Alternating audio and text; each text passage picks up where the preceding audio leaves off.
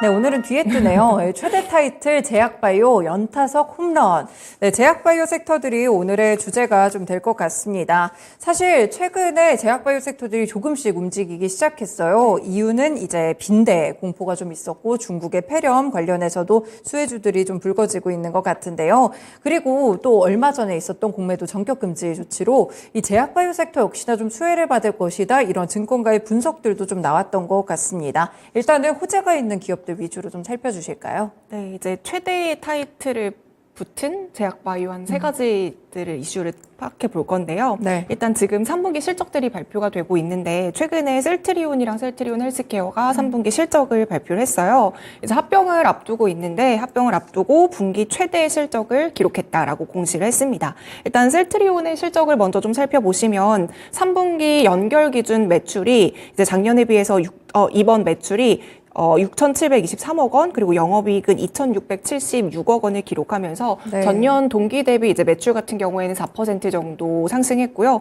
또 영업이익 같은 경우에는 25.2% 정도 올랐습니다. 이번 실적은 매출이랑 영업이익 모두 분기 최대, 역대 분기 최대를 달성을 한 건데요. 네. 시장에서 예상을 했었던 것보다 훨씬 더 좋은 성적을 낸 것으로 이제 파악이 되고 있고요. 셀트리온 헬스케어도 이번에 최대 실적을 냈어요. 3분기 매출이 6,476억 원이고 영업이익은 505억 원이에요. 물론 영업이익 같은 경우에는 이제 셀트리온 헬스케어가 글로벌 전역으로 판매 지역을 좀 넓히다 보니까 네. 인건비라던가 뭐 운임료 이런 부분에 대해서 약간 비용이 상승했던 부분들이 있어서 영업이익 같은 경우에는 작년과 비교해서 30% 정도 줄어들었지만 그럼에도 불구하고 매출은 30.5% 증가했다라는 부분들이 좀 긍정적이고요. 네. 그래서 지금 셀트리온이랑 셀트리온 헬스케어 올해 누적 매출이 2조 원 달성을 앞두고 있는 상황이고요. 만약에 셀트리온 헬스케어가 이번에 정말로 그 누적 매출이 2조 원을 넘게 된다면 창사 이래로 첫 2조 원 달성이라고 합니다. 네. 어찌됐건 이제 두 기업이 연내로 합병을 앞두고 있는 상황이기 때문에 셀트리온 헬스케어 같은 경우에는 이번에 발표했던 3분기 실적이 이제 셀트리온 헬스케어로 발표하는 마지막 실적이었거든요. 그런데 약간 유종의 미처럼 좀 최대 실적을 내서 좀 기분 좋게 마무리를 했던 것 같습니다. 네, 실적인 부분도 합병을 앞두고 상당히 좀 좋았던 것으로 분석이 되고 있는데요. 일단 두 기업의 최대 매출이라고 하면 대표 파이프라인 중에 램시마 SC가 되겠죠? 네, 맞아요. 지금 주력으로 바이오시밀러 쪽을 이제 하고 있으니까 이쪽에서 꾸준한 성장세가 이어지고 있는 상황인데요. 일단 램시마랑 램시마 SC 쪽을 보자면 유럽의 주요 5개국에서 이 두 개의 합산 점유율이 지금 70% 수준이라고 하고요. 네. 또 이제 미국에서는 램시마에 대한 시장 점유율이 한 30% 수준인데 미국에서는 1위라고 합니다. 그리고 또 긍정적인 부분은 아시는 것처럼 미국에서는 램시마 SC가 바이오 시밀러임에도 불구하고 신약으로 지금 허가를 네, 받은 맞아요. 상황이잖아요. 네. 그 이유는 이제 이게 주사 제형이기 때문에 이거에 대한 차별성을 인정받았기 때문입니다. 그래서 미국에서 지금 이게 신약으로 허가가 받은 상황이고 여기에 대한 특허까지 확보가 된다면 2040년까지는 램시마 SC가 미국이라는 지역에서 경쟁자 없이 판매를 독점적으로 할 수 있게 되는 거예요. 네. 그렇기 때문에 이제 미국이라는 큰 시장에서의 경쟁 우위를 갖출 수 있다라는 장점이 있고요. 또 두 번째로는 어찌됐건 바이오시밀러가 아니라 신약으로 지금 승인을 받은 상황이다 보니까 네. 가격적인 조건도 조금 더 높게 프리미엄을 받을 수가 있겠죠. 그래서 이런 부분들이 또 긍정적인 기회라고 볼 수가 있고요. 또 이제 셀트리온 같은 경우에도 2030년에는 이 진펜트라거든요. 램시마 SC가 네. 진펜트라라는 이름으로 출시가 됐는데 이거에 대해서 3조 원의 매출을 일으키는 효자 상품으로 자리 잡을 것이다라고 기대가 되고 있는 상황입니다. 그리고 이제 램시마 제품들 이외에도 다른 바이오시밀러인 트룩시마라던가 허주마라던가 이런 제품들도 점유율이 한 20% 수준대로 계속 안정적으로 이어가고 있는 상황이고요. 네. 기존의 주력으로 제품을 유지하고 있었던 지금 바이오시밀러 이외에도 셀트리온에서는 새로운 먹거리를 위해서 새로운 이제 신규 파이프라인도 개발하고 있는 상황인데요. 2025년까지 바이오시밀러에서 11개 제품으로 이제 포트폴리오를 조금 더 넓혀가겠다라는 목표를 세우고 있습니다. 네, 바이오시밀러 제품들을 참 여러 가지 가지고 성장 가도를 달리고 있는 상황인데 차세대 품목들까지 더해진다고 하니까 정말 주마가편이 되지 않을까 이런 생각이 좀 드는데요. 일단 올해 안으로는 두 기업의 합병 절차 일단 승인을 받았으니까요. 주총에서 이제 마무리가 될 것으로 보입니다. 이 전반적으로 합병 시너지에 대해서 긍정적인 시각들도 많던데 확실히 좀 시너지를 받을 수가 있을까요? 네, 일단 이제 합병 절차가 이번 달로 좀 마무리가 되면 12월 28일이 최종 합병 기일이고요. 네. 그리고 이제 내년 1월 12일에 신주가 상장을 하게 되는 일정입니다. 이제 두 기업이 합병이 되고 내년에는 연간 3조 원대 수준의 매출을 내지 않을까라는 좀 전망들, 기대감들이 있고요. 또 셀트리온에서 목표로 하고 있는 것은 합병을 하고 2030년까지 연간 매출을 12조 원을 달성하겠다라는 것들을 이제 좀 목표로 내세우고 있습니다. 네. 그리고 이제 앞서도 말씀드렸다시피 미국에서는 램시마이스시 그러니까 이제 진펜트라가 독점적으로 판매를 하게 되는 부분들이잖아요. 이런 부분들에 있어서도 성장에 영향을 주는 하나의 요인이 될 수가 있고요. 또 이제 합병을 하게 되면 우리가 기존에 좀 말이 많았던 부분들, 뭐 회계 조작이라든가 이런 부분들이 말이 많았지만 결국 합병을 하게 되면 거래 구조가 단순화되기 때문에 이런 부분에 있어서도 또 원가율이 개선되는 점들도 또 이제 기대할 수 있을 만한 장점인 것 같습니다. 네, 셀트리온 그룹주들 일단 합병에 대한 기대감 일단 전반적으로 깔려있는 상황 속에서 오늘은 또 자사주 취득 소식까지 좀 전해지고 있는데요. 5천억 원 정도의 자사주 취득이 있었고 올해에만 이제 거의 1조 원 가깝게 9,521억 원의 자사주를 매입했다고 합니다. 셀트리온 그룹주들 제약바이오 섹터들 보실 때 같이 관심 가져보시면 좋을 것 같네요. 다음으로 또 큰 대형주인 하나인 삼성바이오로직스도 살펴보면 좋을 것 같은데요. 이번에 또 역대급 조 단위의 매출을 달성했어요. 네, 맞아요. 이제 삼성바이오로직스는 일주일 전인가요? 셀트리온 쪽보다 조금 더 빠르게 실적을 발표를 했었는데요. 네. 이번에 삼성바이오로직스의 3분기 연결 기준 매출액이 1조 340억 원, 그리고 영업이익 같은 경우에는 3,185억 원을 기록하면서 창립하고 나서 처음으로 분기 매출 1조 원을 돌파를 했다고 합니다. 네. 사실 이제 삼성바이오로직스 같은 경우에는 작년 상반기를 기준으로 반기 기준으로 1조 원을 돌파했던 적이 있어요. 네. 하지만 분기 기준으로 1조를 돌파는 이번이 처음이라고 하고요. 사실 대형 제약사들의 사례를 살펴봐도 분기 기준으로 지금과 같은 삼성바이오로직스처럼 1조 원을 돌파하는 사례가 지금까지는 없었고요. 네. 또 이제 사실 시장에서도 이번에 삼성바이오로직스의 실적을 예측했을 때 매출이 한 9천억 원 수준이 나오지 않을까라고 예상을 했었지만 이번에 분기 매출 1조 원이라는 거의 압도적인 성장세를 좀 보여줬던 것 같고요. 네. 심지어 이제 영업이익률 같은 경우에도 40%를 넘어서면서 43%라는 좀 굉장히 높은 수치의 네. 영업이익률을 기록을 하기도 했습니다. 삼성바이오로직스는 다들 아시는 것처럼 CDMO 시장에서 굉장히 시장의 입지가 탄탄한 기업 중에 하나예요. 그리고 네. 공장도 지금 계속해서 증설하고 있는 상황이고요. 생산 역량이 굉장히 막강하다라는 강점이 있는데요. 이런 강점들이 이번에 좀 실적으로 잘 연결이 되었던 것 같습니다. 이런 부분들을 좀 하나씩 뜯어보자면 일단 첫 번째로는 삼성바이오로직스가 보유하고 있는 고객사들이 굉장히 글로벌하고 또 대형 빅파마 기업들이 굉장히 많습니다. 네. 일단 화이자라던가 노바티스를 포함한 글로벌 톱 제약사 14곳을 삼성바이오로직스가 고객사로 좀 확보를 하면서 수주 같은 경우에도 대량으로 좀 많이 물량을 받고 있는 상황이고요. 올해 공시된 신규 수주 증액 계약 중에서 1,000억 원 이상의 대규모 계약만 해도 8건이라고 하고요. 네. 이런 계약들의 누적 금액들을 따져봤을 때 2조 7,260억 원 수준이라고 합니다. 2020년이랑 좀 비교를 해보자면 그 당시에 삼성바이오로직스 수주액이 1조 9천억 원이었어요. 네. 그 당시에 이게 역대 최대다라고 이야기를 했었는데요. 지금 3분기, 올해가 다 끝나지 않았잖아요. 아직 2달이 좀 남아있는데 그럼에도 불구하고 3분기 동안에 2020년의 기록을 훨씬 더 넘어섰으니 지금 삼성바이오로직스가 굉장히 잘 성장하고 있다. 이런 것들을 확인할 수 있습니다. 실제 수치랑 같이 비교를 해보니까 정말 삼성바이오로직스가 영업이익률도 43% 말이 되는 건가요? 그러니까요. 싶을 정도로 이익률도 굉장히 높은 기업이었고 수주도 많이 받아놓은 상태입니다.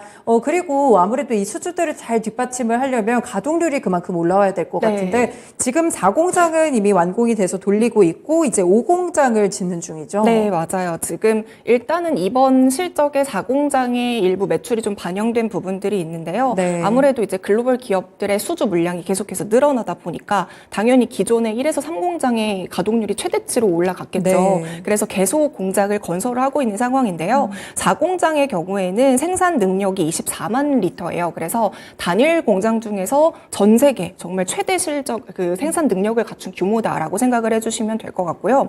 아무래도 이제 4공장의 경우에는 생산 능력 자체가 굉장히 넓은 공장이다 네. 보니까 건설을 하는데도 시간이 좀 오래 걸린다는 부분들이 있어요. 그래서 삼성 바이오로직스가 이번에 좀 공장을 효율적으로 가동을 했었던 부분들이 있는데 작년에 4공장을 건설하는 기간 동안 일단 먼저 선 수주 물량을 네. 발주를 받습니다.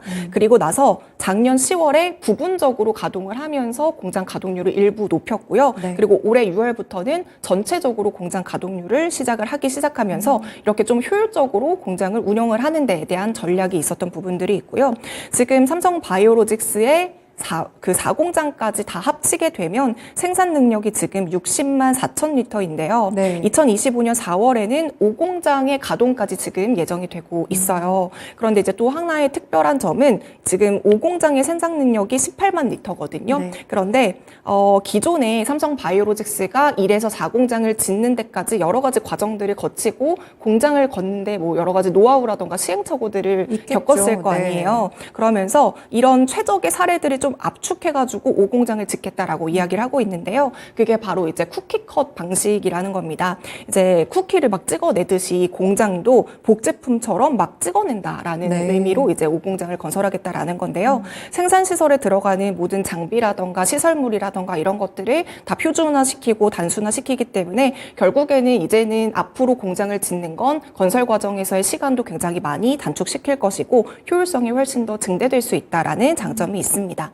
이렇게 공장들이 계속해서 증설되면서 생산 능력도 그만큼 커지게 된 만큼 지금 삼성 바이오로직스에서도 목표를 하고 있는 게 2030년까지 글로벌 전체 CMO의 한 30%를 우리가 점유하겠다라고 이제 목표를 내세우고 네. 있습니다. 높은 목표만큼 그대로 잘 달성을 하고 있어서 더욱더 주목이 되는 것 같은데 이렇게 수주도 잘 받아놓은 상태에서 5공장까지 건설이 돼서 만약 풀가동이 된다면 정말 어마어마한 시너지가 네. 또 실적으로 반영될 것이다. 이런 기대감을 해보셔도 좋을 것 같습니다. 셀트리온, 삼성 바이오로직스 이 큰 바이오 기업들에 대해서 저희가 또 얘기를 해봤고요. 마지막으로 이제 종근당이 얼마 전에 굉장히 좋은 시세를 네, 또 분출을 맞아요. 했어요. 공매도 전격 금지라는 굉장히 큰 그런 시장의 움직임 속에서 유일하게 또 개별적으로 움직였던 재료였던 것 같은데 역대 최대 규모의 기술 수출을 성공했다고 하더라고요. 어떤 네. 내용이었을까요? 이틀 전에 이제 종근당의 이런 호재 소식이 있었는데요. 이제 종근당 같은 경우에는 굉장히 오래된 제약회사 중 하나잖아요. 80년이 넘는 기업인데 지금 설립한 이후로 창사 최대 규모의 기술 수출에 성공했다라는 소식이 좀 전해졌습니다. 지금 종근당의 시가총액을 좀 보시면 네. 1조 6천억 원 수준이거든요. 근데 이번에 기술 수출을 했던 규모가 시총을 넘어서는 1조 7,300억 원 규모의 굉장히 역대급 기술 수출 계약으로 1조 원 이상의 계약을 체결한 것은 종근당에서도 설립 이후로 최초다라고 이야기를 하고 있습니다. 네. 자, 그렇다면 금액이 큰 만큼 도대체 어떤 기술 수출을 했는지가 좀 궁금하실 것 중요하겠죠. 같은데요. 일단은 히스톤 탈아세틸화 효소 유해 억제제인 KCD510에 대해서 기술 수출을 했어요. 이게 어떤 의미냐면 히스톤 탈아세틸화 효소 6은 몸에서 생기는 이제 효소라고 해요. 네. 근데 이 효소가 몸에서 생기게 되면 여러 가지 질환들을 유발을 하게 되거든요. 예를 들면 뭐 암세포를 생존을 하게 하거나 증식시키거나 이런 좀 나쁜 질환들을 유발시키고요. 암뿐만이 아니라 뭐 자가 면역 질환을 일으키거나 심혈관 질환 등을 유발하는 좀 안 좋은 몸속의 효소라고 생각을 해주시면 될 것 같아요. 네. 그래서 몸속에 안 좋은 효소가 있기 때문에 이 효소를 제거하거나 억제하는 게 굉장히 중요하잖아요. 그래서 이번에 종근당에서 KCD510이라는 억제제를 기술 수출을 하게 된 거고요. 이게 히스톤 탈아세틸화 효소를 억제하는 데 있어서 여러 가지 효능들이 확인되고 있어서 글로벌 제약사인 노바틱스에게 이 기술을 수출을 하게 된 겁니다. 네. 아시는 것처럼 제약사들은 기술 수출을 하게 되면 3번의 돈을 받을 수 있는 기회가 있잖아요. 네. 일단 첫 번째로는 계약금이에요. 계약금 같은 경우에는 반환의 의무가 없습니다. 이번에 종근당 같은 경우에는 노바티스에게 계약금으로 총액으로 1,061억 원을 수령을 하게 됐고요. 그리고 이제 개발을 하면서 그 단계마다 인센티브 형식으로 이제 마일스톤을 지급을 받게 되는데요. 이 마일스톤이 1조 6,241억 원입니다. 그래서 이 계약금이랑 마일스톤 이 금액을 합산하게 되면 여기까지가 1조 7천억 원 수준인데요. 여기서 끝나는 게 아니라 이제 제품이 다 개발이 되고 네. 판매를 하게 되면 여기에 따른 로열티까지 함께 얻을 수 있게 되니까 로열티까지 다 합산하게 된다면 지금보다 훨씬 더 많은 수준의 금액들을 종근당에서 가져갈 수 있게 되는 거거든요. 사실 이제 KCD510 같은 경우에는 원래는 샤르코마리투스라는 그 희귀 근육 질환의 네. 치료제로 좀 개발이 되었던 부분들이 있어요. 이게 지금 전 세계적으로 280만 명이라는 어마어마한 환자가 있음에도 불구하고 치료제는 지금 굉장히 없는 상황이라고 하거든요. 그래서 만약에 이번 약 개발이 최종적으로 성공적으로 잘 개발이 되게 된다면 시장성까지 충분히 갖출 수 있는 좀 좋은 약이다라고 평가를 받고 있습니다. 네, 일단 계약금도 받고 마일스톤까지 합쳤을 때 1조 7천억 원 규모라고 하니까 종근당 시총과 비교했을 때 어마어마한 규모의 그런 호재성 뉴스가 되지 않았을까 싶은데 앞으로의 판매 로열티까지 함께 주목을 해보시면 좋을 것 같습니다. 일단 이전에 한번 토마토랜드 시간에 저희가 또 그런 내용을 이야기한 적이 있어요. 제약바이오 섹터들은 연구기간이 참 오래 걸린다. 네. R&D 뭐 하고 이제 기술 개발하고 결국 성과가 나오는 시간까지 참 오래 걸려서 맞아요. 되게 까다로운 투자 종목 중에 하나가 제약바이오다 이런 말씀을 해주신 적이 있었는데 결국에 종근당처럼 이렇게 꾸준하게 연구 개발을 해서 좀 잘 됐을 경우에는 이렇게 잭팟까지 좀 연결되는 경우들이 있는 것 같아요. 맞아요. 말씀해 주신 것처럼 거의 연구 개발하고 이게 10년, 20년 굉장히 오래 장기적인 걸려요. 부분들이고 네. 그래서 그 단계마다 수익을 내지는 못하는데 계속 돈을 투자해야 그쵸. 되니까 사실상 제약바이오 업체들 입장에서도 좀 부담이 되는 건 사실인 것 같아요. 지금 시장에서도 이번에 종근당이 1조 원대 역대 최대 기술 수출을 했었던 비결 중 하나를 종근당의 꾸준한 지속적인 연구개발 투자다라고 이제 꼽고 있는데요. 네. 이번 억제제 같은 경우에는 사실 종근당에서 2014년부터 개발을 시작을 했던 신약인데 회사가 매년 매출액의 12% 이상을 연구개발비로 꾸준하게 투자를 했었던 그렇군요. 부분들이 있습니다. 네. 그거에 대한 결과물이 이번 1조 7천억 원 수준의 잭팟이라고 보면 될 것 같고요. 작년 같은 경우에도 종근당에서 연구개발비로 1,813억 원을 투자를 하면서 이 금액 같은 경우에는 업계 최대 수준으로 연구개발비에 투자를 한 수준이라고 합니다. 네. 그래서 지금 2018년부터 지난해까지 종근당은 5년 연속으로 국내 제약사 중에서 임상 승인 건수 1위를 기록을 하고 있고요. 또 올해에도 총 이제 23건 정도로 국내 제약사 1위를 계속 기록을 하고 있는데요. 이게 승인 건수나 이런 것들이 1위로 기록을 하고 있지만 뭔가 이번처럼 계약으로 이루어지지 않거나 성과 부분에 대해서는 약간 미미했던 부분들이 있어서 아쉬웠던 부분들이 있는데 결국에는 이렇게 꾸준한 투자 덕분에 10년 만에 투자에 대한 좀 빛이 발하게 되지 않았나라는 시장들의 의견들이 있고요. 네. 그리고 이번에 특히나 좀 1조가 넘는 대규모의 기술 수출을 하게 된 이유에는 KCD510 같은 경우에는 좀 확장성이 있는 억제제로 알려지고 있어요. 네. 항암뿐만이 아니라 치매 쪽에서도 효능이 좀 입증이 되고 있는 상황이고요. 아까 말씀드렸던 희귀 근육 질환이라던가 심장 질환이라던가 좀 다양한 분야에 대한 치료 가능성이 있기 때문에 이런 확장성을 좀 주목하면서 이번에 노바티스에서도 거래 규모를 좀 늘렸던 부분들이 있는 것 같습니다. 네, 그렇군요. 어떻게 보면 종근당이 이제 52주 신고가 갈아치우면서 상한가를 터치했을 때 이런 모멘텀 나와서 상한가를 기록했구나 싶지만 그 안에는 한 10년 정도간의 네. 굉장히 꾸준한 노력이 숨어 있다는 점을 알 수 있었습니다. 최근에 또 공매도 전격 금지라는 것 때문에 제약바이오 섹터들 공매도에 대한 부담도 덜어낸 상태인데요. 일단 큰 종목들 위주로 삼성바이오로직스, 셀트리온, 종근당까지 함께 체크해드렸습니다. 일부 쉬운 이슈 읽어주겠습니다.